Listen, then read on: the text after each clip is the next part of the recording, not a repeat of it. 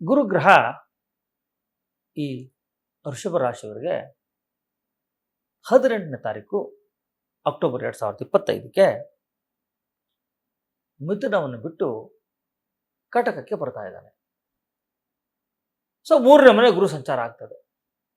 ಇಲ್ಲಿ ತನಕ 2ನೇ ಮನೆಯಲ್ಲಿದ್ದ, ಈಗ ಆ 3ನೇ ಮನೆಯ ಗುರು ಸಂಚಾರ ಆಗ್ತಾ ಇರೋದ್ರಿಂದ ಗುರುಗ್ರಹ ಅಂಥ ಶುಭವನ್ನ ಈ ವೃಷಭ ರಾಶಿಯವರಿಗೆ ತಂದುಕೊಡಲ್ಲ. ಏನು ತಂದುಕೊಡಲ್ಲ? ಏನಾಗಬಹುದು? 3ನೇ ಮನೆ ಆಗಿರ್ತಕ್ಕಂಥ ಗುರು ಯಾವಾಗ ವೃಷಭ ರಾಶಿಯಿಂದ 3ನೇ ಮನೆಗೆ ಗುರು ಸಂಚಾರ ಆಗ್ತದೋ ಅತಿಯಾದ ಚಿಂತೆ, ಅನಾರೋಗ್ಯ, ಪ್ರಾಣ ಭಯ, ಜಗಳಗಳು, ಶತ್ರುಕಾಟ ಹೆಚ್ಚಾಗ್ತದೆ. ಆದ್ದರಿಂದ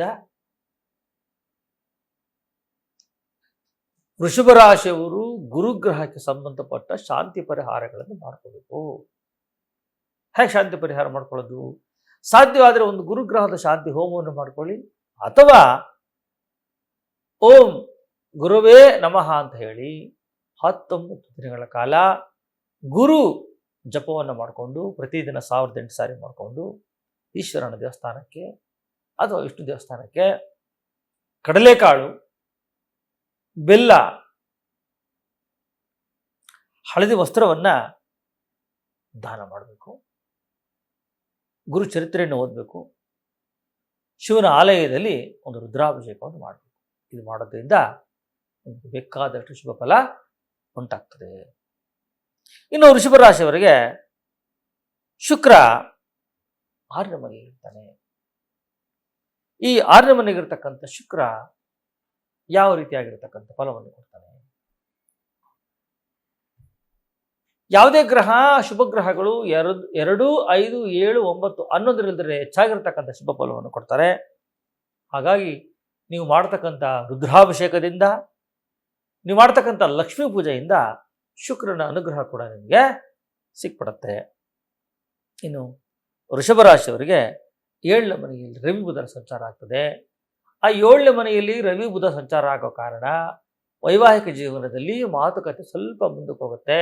ಆದರೂ ನೀವು ವೈವಾಹಿಕ ಜೀವನದ ಮಾತುಕತೆಯನ್ನು ನೀವು ಮುಂದಕ್ಕೆ ತರಳದೆ ಮಾಡಿಕೊಂಡ್ರೆ ಹೆಲ್ಪ್ ಆಗಿಬಿಡುತ್ತೆ. ಸೊ ವೃಷಭ ರಾಶಿಯವರಿಗೆ 10ರಲ್ಲಿ ರಾಹು, 11ರಲ್ಲಿ ಶನಿ ಬಲ ಇದೆ. ಆ ಶನಿ ಬಲ ಇರೋದ್ರಿಂದ ಕೈಗೊಂಡ ಕಾರ್ಯಗಳೆಲ್ಲ ಸಿದ್ಧಿ ಆಗಿಬಿಡುತ್ತೆ.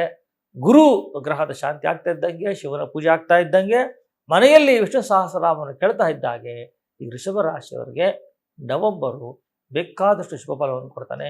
ಶನಿಯು 11ರಲ್ಲಿ ಇರೋದರಿಂದ ಹಾಗಾಗಿ ಈ ಗುರು ಅಥವಾ ವಿಷ್ಣು ಸಹಸ್ರನಾಮವನ್ನು ಕೇಳೋದ್ರಿಂದ ಈ ವೃಷಭ ರಾಶಿಯವರಿಗೆ ವೈವಾಹಿಕ ಜೀವನದಲ್ಲಿ, ವ್ಯಾಪಾರದಲ್ಲಿ, ಹಣಕಾಸಿನಲ್ಲಿ, ವಿದ್ಯಾಭ್ಯಾಸದಲ್ಲಿ ಅತ್ಯಂತ ಶುಭ ಆಗುತ್ತೆ ಅಂತ ಈ ಕಾರ್ಯಕ್ರಮದ ಮುಖಾಂತರ ಹೇಳಲಿಕ್ಕೆ ನಾನು ಇಚ್ಛೆ ಪಡ್ತೀನಿ. ಎಲ್ರಿಗೂ ಒಳ್ಳೆಯದಾಗಲಿ. ಕೃಷ್ಣ ಅರ್ಪಣಮಸ್ತು.